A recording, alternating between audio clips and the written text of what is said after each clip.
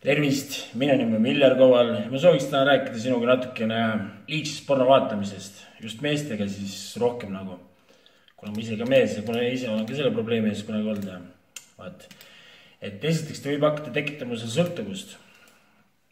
Et kui sa alguses vaatad 6 korra, siis iga 2 nädala tagant korra, siis nädalas korra, sa hakkad iga päev juba vaatama seda võib-olla päevas mitu korda, järjest kangema kraami peale lähed, no saad aru, kuhu ma tüürin on.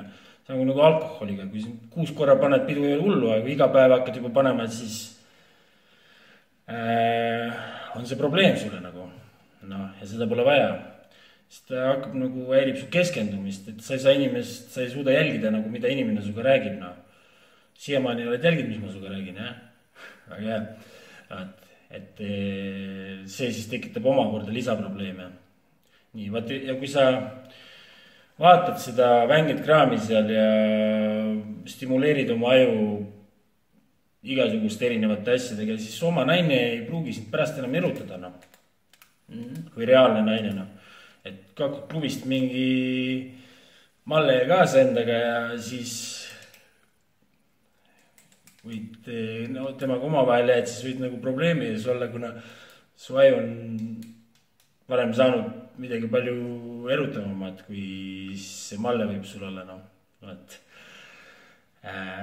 Malle siis on lihtsalt suvaline nimi, mis ma välja mõtlesin just, no. Nii, sa võid tujukaks hakata muutuma, närviliseks, sa ei suuda oma viha kontrollida enam ja nagu mingid selga-plika jooksed ringi.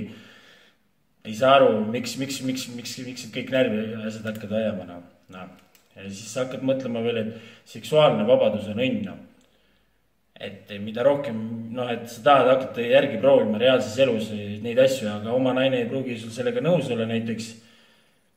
No, et see nagu paned nagu võrdusmärgi selle vahele, et see ongi nagu elus kõige tähtsam siis juba, et sa hakkadki seda õnnega nagu samastama seda, no. Nii. No, nilbeks muutud, seda põgusalt mainisin, et tahad nagu järgi hakata tegema neid asju ja see ei pruugi nagu su partneriga kooskõlas olla, no. Et küsi ennem üle igaks, kui sa seal, jah, ei sa tead, mis asju tegema hakkad, no. Vaata, unehäireid, sa ei saa nagu öösiti korralikult enam magada. No, ärkad iga väikse asja peale üles ja näed halbasid unenägusid ja niimoodi, no. Mul oli vähemalt niimoodi. Siis ta võib põhjustada impotentsust, no. Et kui sa liigseks see asi juba läheb nagu, siis sul ei pruugi enam kõvaks minna, no. Noh, vähemalt mitte nii lihtsalt, noh. Et see võib hakata sul probleemiks saama. Aga jätad järgi selle, see nagu kehaorganism taastub ja siis, no seda on jälle, sa pead nagu alkoholi sõltuvusest vabanema või suitsust vabanema, no.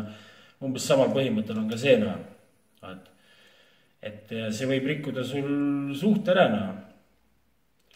No, et kui suhtes kirg on puudu või ta nii ühepoolne, siis sellega tekivad oma probleemid, no, ja siis naine ei saa sult rahuldust enam ja no, et see ei ole ka võib-olla kõige parem asi, mis sa nagu tahad enda ellu, no.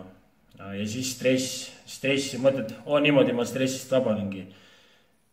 Jah, või niimoodi vabaned küll, jah, aga see sama asi tekitab sul stressi ka, no. Et mida rohkem sa seda teed, seda rohkem organism hakkab nõudma sult seda ja siis mõtledki, et see ongi ainult viis stressist vabanemiseks, no. Et neid asju tasuks tähele panna, no. Ei tahtnud kedagi solvata ega midagi paha, no. Et ma loodan, et saame kõik sellest probleemist lahti ja kellel on muidugi. Ja nii ta on. Aitäh teile, koos muudame maailma paremaks.